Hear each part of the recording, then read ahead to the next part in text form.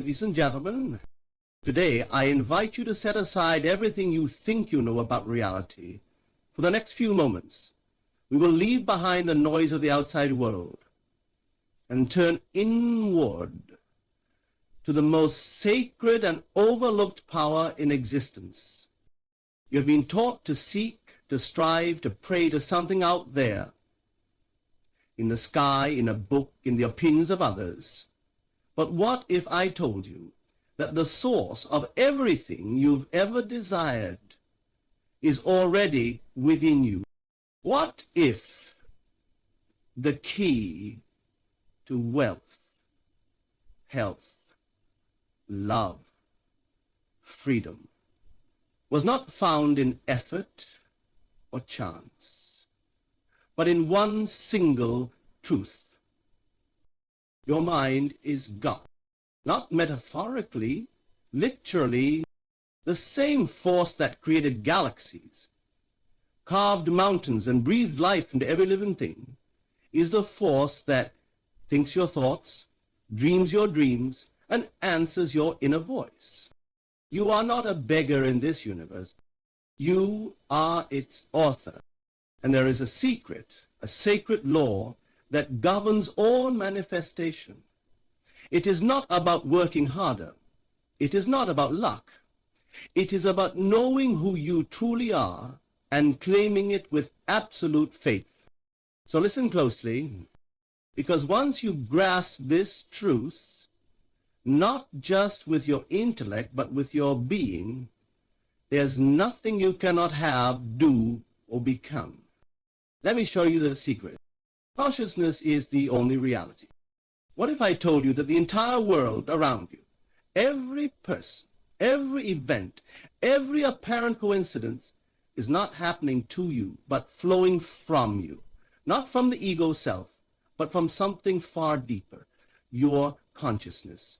The true secret of manifestation, the power behind all miracles and materializations lies in this one eternal principle. Consciousness is the only reality. The world you call real, the bills on your table, the face in the mirror, the job you work, the love you seek, is not an independent structure operating outside of you. It is an echo, a reflection, a direct projection of the thoughts, assumptions, and states you habitually dwell in. What you accept as true on the inside must express itself on the outside, for there is no separation between your inner world and the so-called outer world. They are one. To understand this is to awaken. Until then, we live in illusion, reacting to shadows we ourselves have cast. We blame others. We fight circumstances. We strive and hustle, not realizing that the root of every external condition is within our own consciousness. You do not need to change the world. You need to change the state from which you observe the world. The moment you accept that your awareness is not a side effect of your environment, but the source of it, you step into divine authorship. You no longer plead with life to give you what you want. You command reality by entering the state of the wish fulfilled. The world bends, not to force, but to inner alignment, for consciousness does not conform to what is, it creates what is. Let's take an example. A man who constantly thinks, "I never have enough money," will see that truth play out again and again, not because the universe is cruel, but because his assumption of lack is the mold from which experience pours. Another man, identical in background, who dwells in the assumption, "I am prosperous and supported," will find doors open, help arrive, and opportunities align, not by magic, but by law. This law is impersonal. It does not reward or punish. It simply mirrors your state of being. That is why trying to change the outer world without changing the inner self is futile. Like rearranging the reflection in a mirror while ignoring your face. It achieves nothing. Now here is the real secret. You can choose your state. In every moment you are free to occupy the reality of your choosing, not through willpower, but through imaginative alignment. You are not bound by your past. You are not a prisoner of circumstance. You are consciousness, pure, unlimited, eternal, and what you consent to as true inwardly will crystallize as fact outwardly. The outer world is your servant, not your master. It is not happening to you, it is happening through you. And the source of it all is you. Imagination is the creative power. If consciousness is the only reality, then its creative tool, its instrument of shaping and forming, is imagination. Most people hear the word and think of fantasy, daydreams, or childish play. But true imagination is not a diversion. It is not fiction. It is creation itself. Imagination is the workshop of God within you. What you imagine with conviction and feeling, the world must eventually reflect. Look around you. Every building you see, every invention, every work of art, every empire began in the mind of someone who dared to imagine. Imagination is the blueprint from which form takes shape. It is the invisible cause of every visible effect. The imagination of man is not a lesser tool of the mind. It is the mind's divine function. When you imagine, you are not pretending. You are placing a command into the fabric of reality. You might say, but it's just in my head. Let me tell you, everything begins in your head.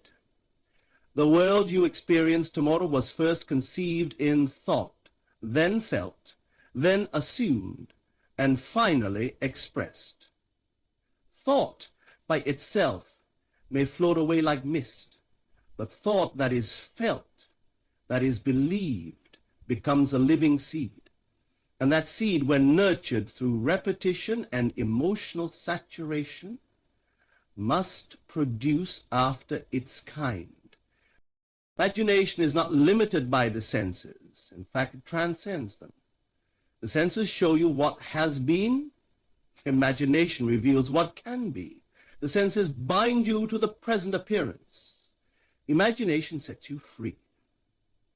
And herein lies the power to manifest anything by deliberately choosing the images, scenes, and outcomes you wish to live and dwelling in them as real. Picture the outcome you desire, not as a spectator, but as a participant. Do not see yourself wanting it, see yourself living it. Feel the satisfaction. Hear the words others would say to you. Smell the air, touch the details, enter the scene. If you can sustain that imaginal act with feeling, if you return to it repeatedly as a living memory, then you have planted the seed of creation. And here is the law. What you imagine and feel as true becomes your world. There is no exception. There is no power outside of you correcting or denying your inner vision. Your outer world is not random. It is obedient. It reflects your dominant inner images. If you persist in imagining success, it must come. If you dwell in failure, it will follow. This is not punishment. It is law. Every time you imagine, you create. The question is, are you imagining consciously or unconsciously? Are you directing your inner movie with purpose or reacting to life and replaying old scripts? Most live in mental autopilot, reliving scenes of fear, loss, and limitation. But you, now that you know the secret, can rewrite the story. Imagination is your divine right. It is the sacred tool given only to you. No other creature on earth has this power. Use it not as fantasy, but as truth in seed form. Imagine wisely, and the world must obey. Feeling is the secret ingredient. Imagination is the creative power, yes? But without feeling, it is like a seed cast upon stone. It cannot grow. Feeling is the sacred fire that gives life to thought. It is the bridge between the invisible and the visible, the inner and the outer. You may imagine all day long, but unless you feel what you imagine to be true, it remains a lifeless shadow. Feeling is the secret, it is the emotional signature of the state you wish to occupy. And the truth is, you are always feeling something: fear, joy, worry, peace, doubt, or certainty. But few realize that these feelings are not just responses to the world. They are instructions to it. You are not reacting to life, you are instructing it through the vibration of your emotional state. The universe is not listening to your words. It is not responding to your hard work, your prayers, or your begging. It is responding to what you feel yourself to be. When you say, I am wealthy, but inwardly feel afraid and small, you are not creating wealth. You are reinforcing lack. But when you claim, I am free, and feel the joy and ease of that freedom, the world begins to mirror your liberty.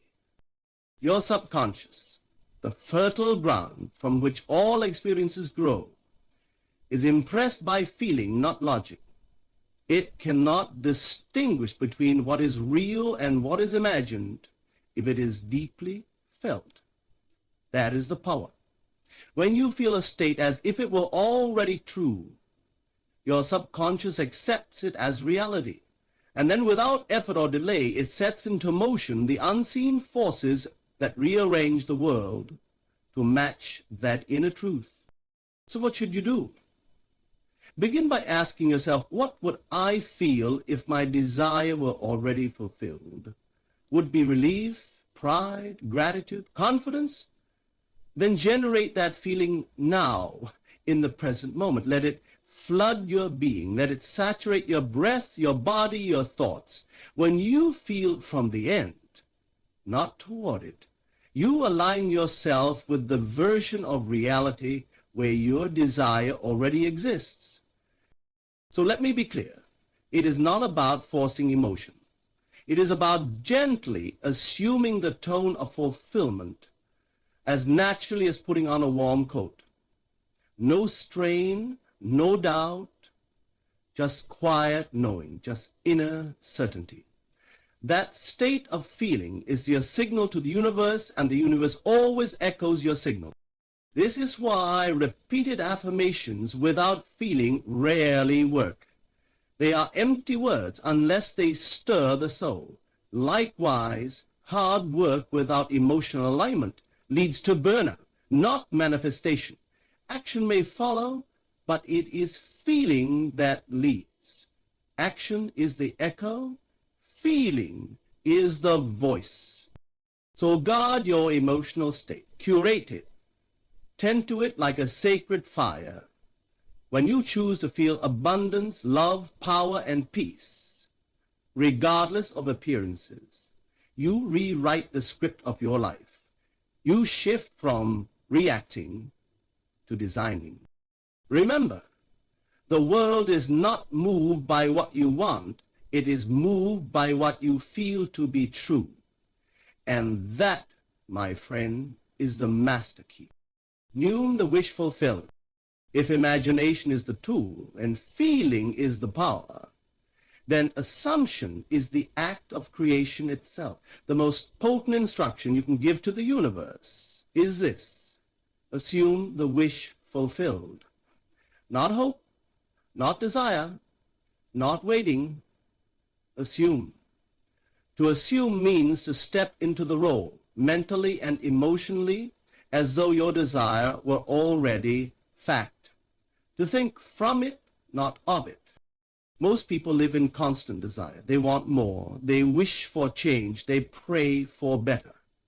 But wanting keeps you in a state of separation. It says, I do not yet have. And the universe, always obedient, echoes back that state. You do not have.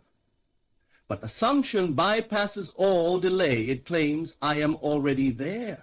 It is already mine.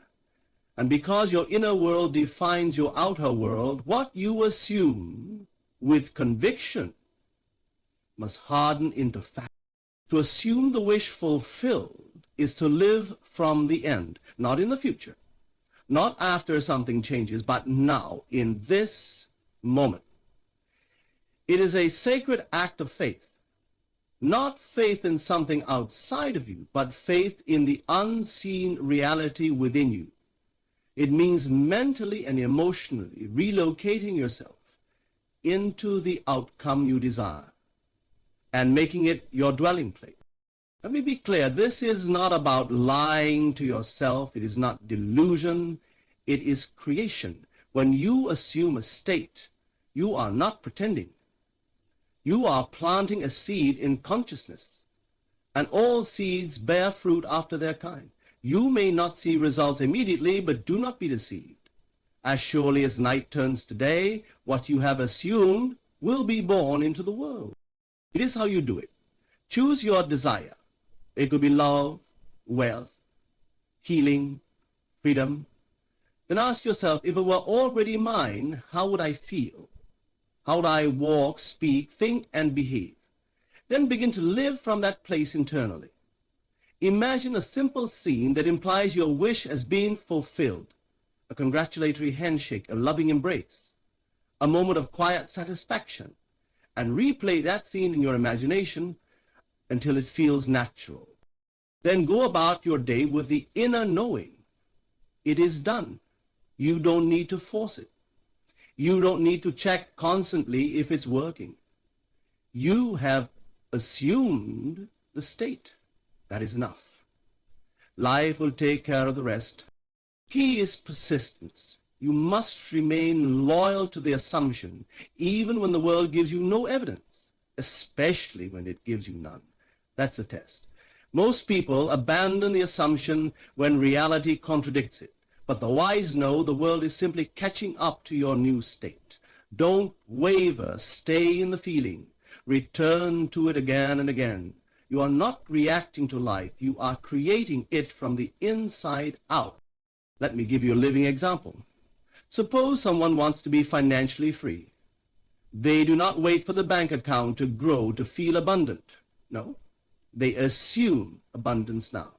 They walk with confidence. They give freely. They feel prosperous in their heart. They stop speaking the language of lack. They see themselves as someone who always has more than enough.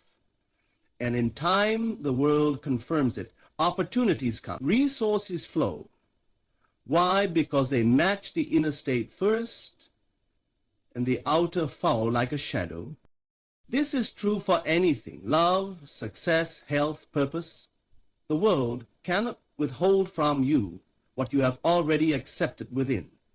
The moment you shift your state, you shift your fate. You don't chase your desires, you embody them. You don't beg reality to change, you become the version of you that already has what you want and let the world adjust to that new vibration. This is a divine method, quiet, invisible, certain. The masses may scoff, but the one who understands this secret becomes unstoppable. No force in heaven or earth can deny the one who assumes boldly and feels fully.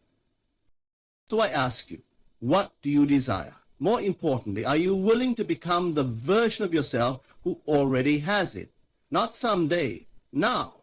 In your thoughts, in your feelings, in your self-talk. If you are, then nothing can stand in your way. Assume the wish fulfilled, rest in that assumption, live from it, and watch how swiftly the world reshapes itself in your image. The inner you is the I am. At the center of all creation, before form, before name, before thought itself, there is a still, silent awareness. You have felt it, not in moments of noise, but in the stillness between breaths, in the deep knowing that says, I exist. This simple awareness is the most powerful force in the universe. It is the I am, the divine essence that gives rise to all things. And that I am is you, not your personality, not your history, not the roles you play. Those are garments. temporary masks, but beneath them all is the true self, the eternal being who declares, I am, without condition, without limitation. That is your real identity. That is your God self. The ancient wisdom has always told us, I am that I am. Not I will be, not I was, but I am, the pure state of being, untouched by time or circumstance. Whatever you attach to that statement, I am healthy, I am unloved, I am rich, I am afraid, becomes your reality. Why? Because the I am is not describing your condition, it creates it. The secret is this: the inner you is not separate from God. It is God in individualized expression. When you say, I am, you are using the name of the Creator. When you affirm, I am powerful, you are not merely making a positive statement. You are issuing a decree to the universe. And the universe responds by reshaping itself in your image.